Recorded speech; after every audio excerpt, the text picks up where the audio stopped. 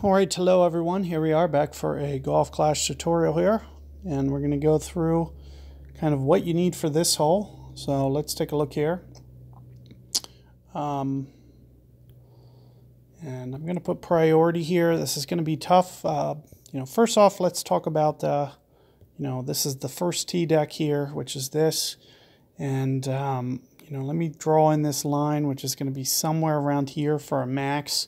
And of course this is going to be for an iron, and this also assumes that you have a max distance, or else there's going to be a large gap here. For instance, it could come down to as much as here if your power line is at 120. So the more developed your club is, the easier the shot's going to become, because you could potentially create a whole red area here where you can't place the club. And for that reason, clubs with range are going to be ideal. So let me just kind of put things down. The minimum B52 that you'll be able to pretty much use is a 5. So, very unlikely that you can even bring that. Alternatively, a backbone we can get away with, and somewhere around a 7 or an 8 is where that distance number starts to but again, there is going to be that gap there, so hopefully you have at least a power 2 ball, and you might still need to just barely power up for the shot that I'm going to mention. There's pretty much only one shot that I'm going to do for this tee box for the most part, but alternatively, if we don't quite have enough range, then I will kind of shift my shots just slightly.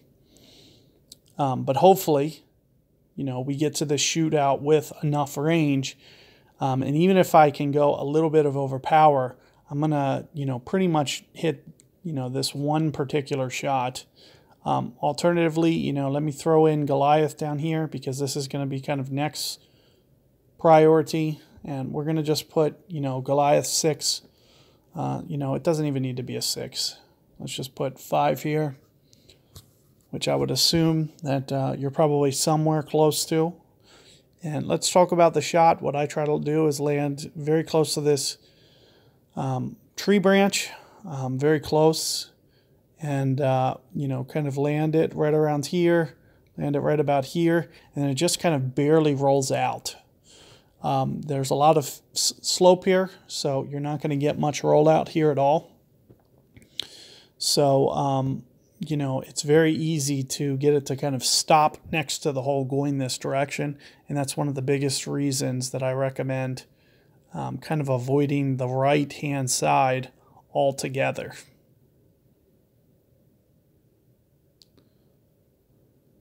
Now, however, this is the one tee box where, if for some reason, this gap is too large for me to overcome, I can come over here and I can do this alternate shot over here and land pretty close to this tree and use my ball guide to kind of run this out kind of in this fashion. But I really don't like to do this. And the biggest reason is because there's a huge slope here. And when you come in at this angle, when you miss the hole, it's very hard to keep it on this level. And because you have so much right to left momentum, it slides down the hill farther.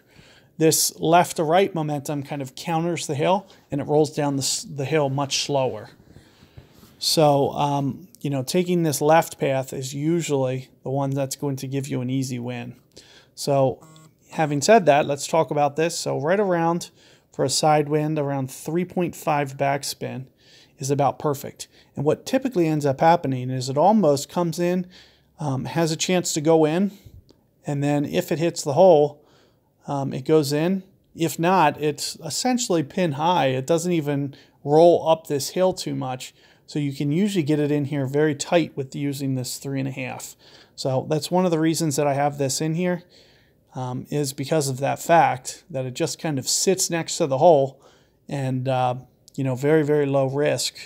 And these other cases up here, a little bit closer to maybe 4 backspin.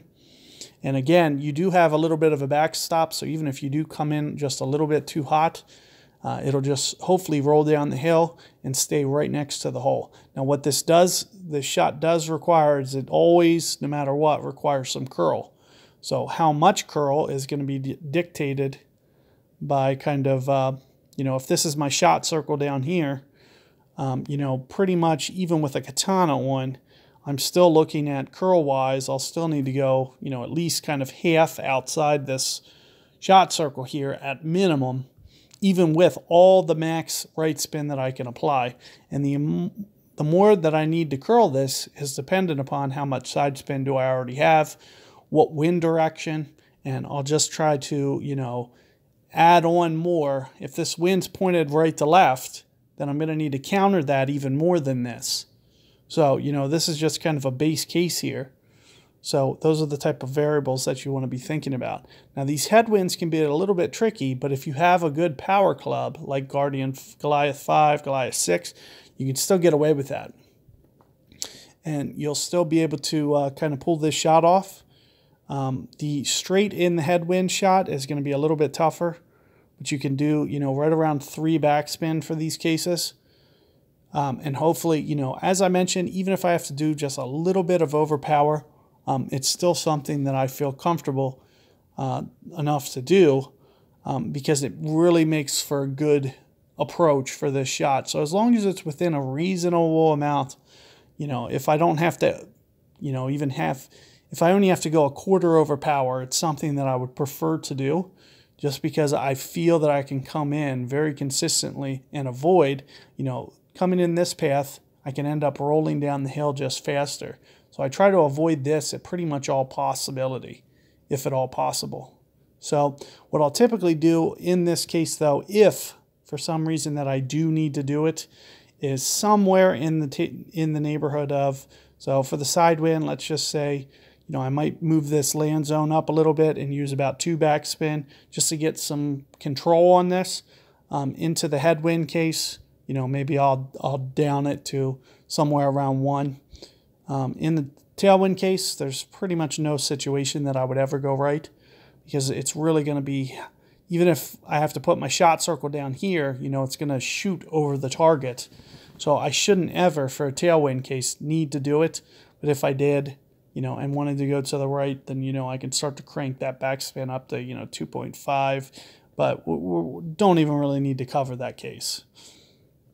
So let's take a look at the adjustments here. So headwind, side wind, and tailwind. So with the headwind case, you know, that's where I'm going to have to do most of my adjustment. So let's take a look here. And that's typically where I'll start to up my adjustment a little bit. So when I'm looking at this left line here, I'm going to go probably somewhere in the neighborhood of max plus 20 to max plus 30%, somewhere in that general vicinity. So what I'll typically do with a side wind is very close to the max number. It should pretty much cover it. Max to max plus 10. And it just really depends on how strong it gets. If it gets a little bit stronger, maybe I'll go towards the max plus 10 case. And it's very similar with this tailwind. Max to max plus 10. Just depending on if it gets stronger, then I might just go just a little bit more. But I'll be a little bit cautious on this tailwind because if I move too low of a surface down here, then I don't want to increase the ring adjustment too much because I don't want it to land short. So do be careful as to how low you end up.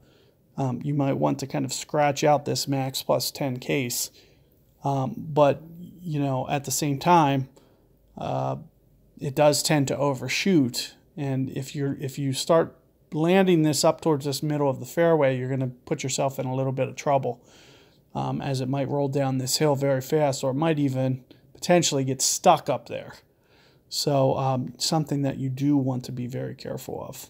But, you know, that pretty much covers this hole altogether.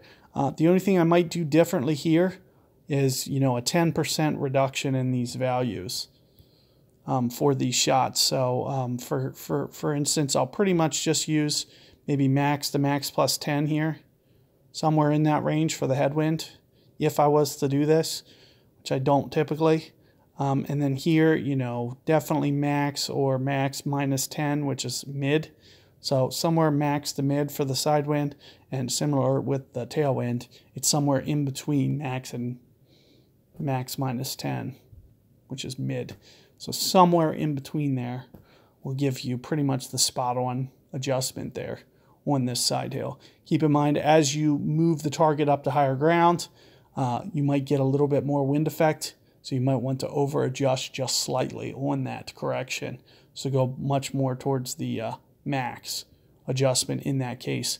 Alternatively, when you move down the hill, you might go to a lower elevation, which changes the trajectory. You might want to only go max -10 in that situation. So definitely keep that in mind. Good luck with this hole, guys.